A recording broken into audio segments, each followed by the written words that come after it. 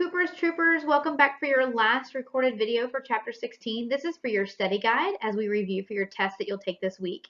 It's not mandatory that you watch this video as you are filling out your study guide, but you know I like to give hints and tips as we go. You might also want to check to make sure that you have all the right answers before you take the test. So have your electronic or hard copy of your study guide ready, and let's get started. Just want to go over a few things for this week. You might notice that week 4's folder in Schoology is a little bare. And so just wanted to touch base. First off, you should have by this point uploaded last week's notes. That would be lesson 6 over Harper's Ferry and the election of 1860, and lesson 7, the secession and Fort Sumter. And then after that, you will have found the study guide in a PDF format that you can either print or edit as you go. And you should have that open as you're watching the video. I also have created a review quizzes game for you all. It is not mandatory that you take it, but you guys also know that I mirror the test very closely to the quizzes, so that is an option as you prepare for the test. There will be no retakes on the test unless you have some kind of a tech glitch, but everything that you are doing for this unit and online learning is open book, open notes, open videos, open Google. So you have all of the access at your fingertips for knowledge. And then also, I'm not going to release the test code until after we have hosted the live lesson for your class this week, only because I want a last minute place for you to check over with me, answer any last minute questions that you have. So once that live lesson happens, you'll be able to access the code for the test. All right, let's get started on our notes.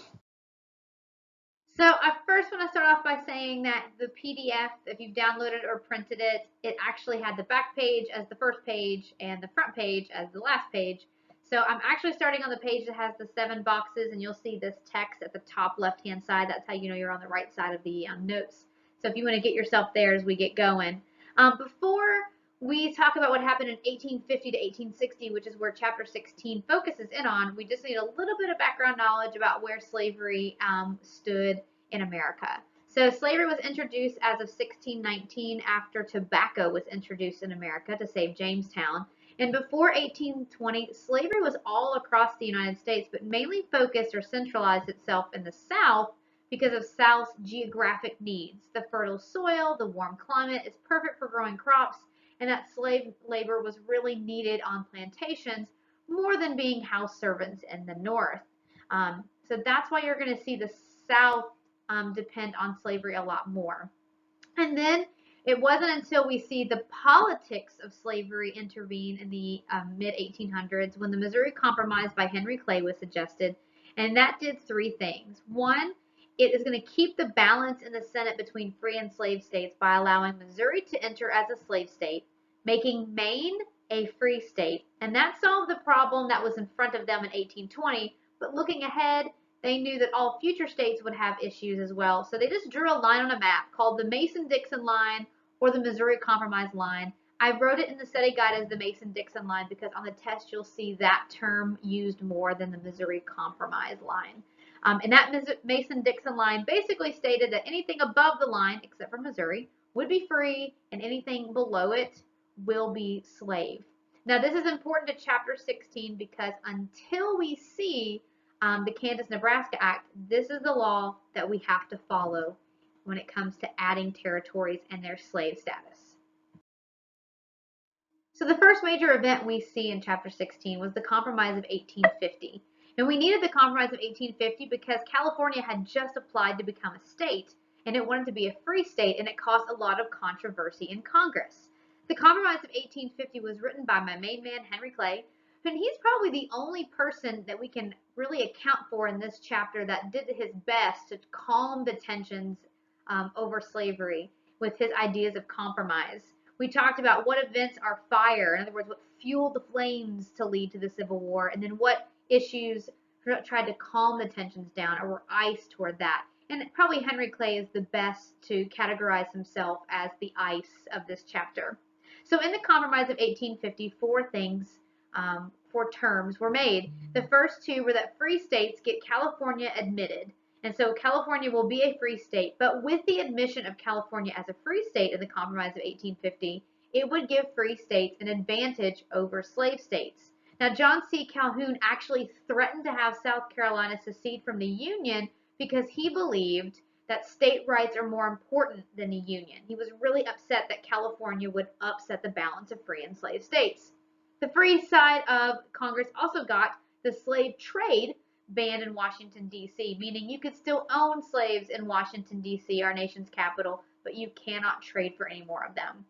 And in return, the South is going to get the possibility of popular sovereignty, which we'll see being executed through other events this chapter, and the Fugitive Slave Act. Now, the Fugitive Slave Act was probably the most controversial part of the compromise, and it was demanded by Southern congressmen because they were losing so many slaves to the Underground Railroad. This would also mean that Northerners were a part of slavery. They were implicated in the process now because the Fugitive Slave Act required Northerners to help slave catchers return runaway slaves to the South. Our next event proves that one person can make a big difference. It's when the book Uncle Tom's Cabin by Harriet Beecher Stowe was published. It became a bestseller in the North because it showed a fictional story with real-life events of what slavery was like in the South. Lincoln, later on when he becomes president, will meet Harriet Beecher Stowe and call her the little lady who started a great war. The South was angered by the book because they believed the book was propaganda. But overall, the North realized that slavery isn't just something to be argued in the Senate halls or the representative halls anymore. This is a moral problem that goes against our core beliefs, and it advanced the abolitionist cause. There were other publications during the 1850s that helped the abolitionist cause as well, one of which was written by Frederick Douglass, the abolitionist who actually ran away from slavery and printed his autobiography. One of the most powerful speeches he gave that we looked at during this chapter was the speech called "What to the American Slave is Your 4th of July?" And in it, Frederick Douglass is basically saying a hypocritical holiday that ignored the present condition of slavery to recognize independence from more than a century ago. The next event leading to the Civil War probably had the most repercussions from 1856 to 1860. The Kansas-Nebraska Act was suggested by Illinois Senator Stephen Douglas. In it, Douglas wanted to build a northern railroad from Illinois to the Pacific Ocean to connect eastern industry to western markets and make Illinois, and himself, very rich. Douglas knew that his bill would be favored by northern congressmen, but he wouldn't get his bill passed without southern support, and nothing about a northern railroad would benefit the South. So to sweeten the deal, Douglas added popular sovereignty, which was first suggested in the Compromise of 1850, but the Kansas-Nebraska Act would actually put it into practice. This would allow the new territories of Kansas and Nebraska to be organized in order for the railroad to be built to vote on their slave status themselves. Popular sovereignty simply means power to the people, and there's no greater power we have as citizens than to voice our opinions through voting. Adding popular sovereignty to this act is what makes this event significant. No one could predict its nasty outcome. On Election Day in Kansas, border ruffians from Missouri poured into Kansas to vote on the slave status and rigged the vote for the pro-slavery side to win, with more than 6,000 votes being counted that day and yet only 1,500 registered voters in Kansas. With anti-slavery supporters not willing to accept the election results, we saw violence erupt for the first time when pro and anti-slavery supporters attacked each other. And we were even introduced to Crazy John Brown when he hacked up pro-slavery supporters in the Pottawatomie Creek Massacre. Soon, these events became known as Bleeding Kansas, but the violence didn't stop there. Debate over the Kansas-Nebraska Act led to Preston Brooks caning Charles Sumner in the U.S. Senate chamber over Sumner's nasty words about Southerners and slavery. Northerners printed Sumner's speech so everyone could see what was said, leading to the brutal attack, and Southerners mailed canes to Brooks in prison to replace the ones he broke over Sumner's head. The next event you have on your study guide is the Dred Scott case of 1857, but I want to squeak in just a little bit of information about the election of 1856. Its importance is that it's the first time the Republican Party forms. The Republican Party wanted to stop the expansion of slavery, stating no member of their party would ever vote in support of pro-slavery. It was the strongest political party belief of the 1850s. They are saying, hey, let slavery exist where it is. We just don't want it to spread anywhere new. However, the Republican Party will not win the election of 1856. It is James Buchanan and the Democratic Party who wins. Why? Because Americans are still moderate with their issues of slavery. Remember that the Kansas-Nebraska Act put into practice popular sovereignty just 2 years before this election. And even though the Kansas-Nebraska Act ended with Bleeding Kansas, it still meant more people believing that, hey, I might not like slavery, but who am I to say that my neighbor can't own slaves? Now moving on to the Dred Scott case. Dred Scott was a slave who was suing for his freedom because he argued that his owner had taken him from Missouri, a slave state, to 2 free territories in the North. And so the Supreme Court is going to weigh in 1857. The Chief Justice at the time was Roger B. Taney, and that's a picture of him at the bottom of your screen. And he made 2 major decisions in this case. The first one said that slaves are property and cannot sue in court. He argued that because the Constitution called slaves property, who would the Supreme Court be at this point to say that the Constitution is wrong? And secondly, the Missouri Compromise was deemed unconstitutional in this court case, and that slavery can spread anywhere at once. This was a major victory for the southern states, believing that they were in the right, even though their federal government hadn't really supported them up until this point. In 1858, we saw another election, but not for the presidency, for the Illinois Senate seat. It pitted 2 opponents against each other who personally and politically don't like each other. Stephen A. Douglas, who was running for re-election for Senate, and a nobody and quite honest big fat failure up until this point, Abraham Lincoln. Lincoln challenged Douglas to a series of debates, and so the men traveled across the state of Illinois to weigh in on their beliefs. Here's what they believed. Douglas supported the Dred Scott decision, but Lincoln opposed it. Lincoln believed in stopping the expansion of slavery, and Douglas believed in popular sovereignty. Of course he did. He wrote the Kansas-Nebraska Act. Eventually, Douglas will win this election, but it will launch Lincoln as a household name. He becomes nationally known for his stance on slavery. And even though Douglas wins this election, in 2 years when the 2 men run against each other for president, I think Lincoln's going to have the last laugh. One of the last events we see before the Civil War divided the nation more than we could ever imagine. It's when abolitionist John Brown, wanting to arm slaves for a revolt, planned an attack on Harper's Ferry Arsenal to steal weapons from the U.S. government. So he and his sons raided the arsenal at Harper's Ferry. No slaves arrived to help him in the raid, and Brown and others were captured by Virginia Colonel Robert E. Lee. When Brown was captured, he was found guilty of treason and sentenced to hang. America's divided response to Brown's death revealed in a more obvious way just how divided the North and South was, and convinced the South that now, more than ever, the North was plotting to end slavery and starting slave revolts everywhere. What did they do?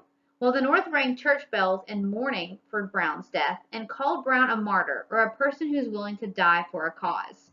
And the South's response was that they were shocked at what the North was doing and called Brown a terrorist. Just before his execution, John Brown said this: "I, John Brown, am now quite certain that the crimes of this guilty land can never be purged away or eliminated, but with blood." Many Americans believed that war between the North and South was inevitable to resolve the issue of slavery. And from there, everything unraveled quite quickly. The presidential election of 1860 saw 4 different candidates. Abraham Lincoln from the Republican Party, wanting to stop the expansion of slavery. Stephen Douglas from the Northern Democratic Party, wanting to support popular sovereignty.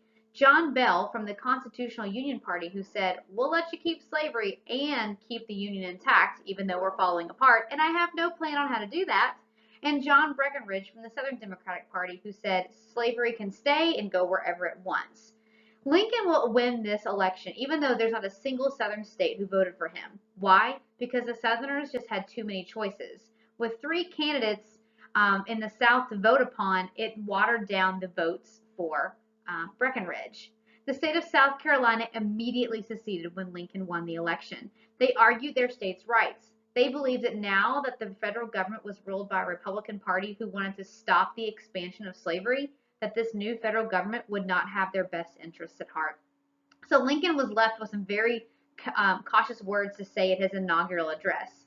He said in his speech, "In your hands, dissatisfied countrymen, and not mine, is the momentous issue of war." He's speaking directly to the slave states that have seceded, and basically we can infer that Abraham Lincoln is saying, I don't want to start a war. If you want a war, I will have to protect my nation, but I don't want to be the one to actually start it. Abraham Lincoln also said that the most underlying difference between the North and the South is that we think slavery is wrong and should not be extended, and you think slavery is right and ought to be extended. The last major event to happen were the first shots of the Civil War at Fort Sumter in 1861. The Confederacy was formed in 1861, making up 7 states. They elected Jefferson Davis as their president and quickly began to take control of all the major federal institutions in the South, including military forts. The Union soldiers inside Fort Sumter refused to surrender the fort. Lincoln's men were running out of supplies inside the fort, and he was forced with a dilemma. He did not want to be the first to fire and start a war, so he sent word to the South Carolina governor that he was sending supplies to his men inside the fort. The Confederacy didn't care and fired first, starting the actual Civil War.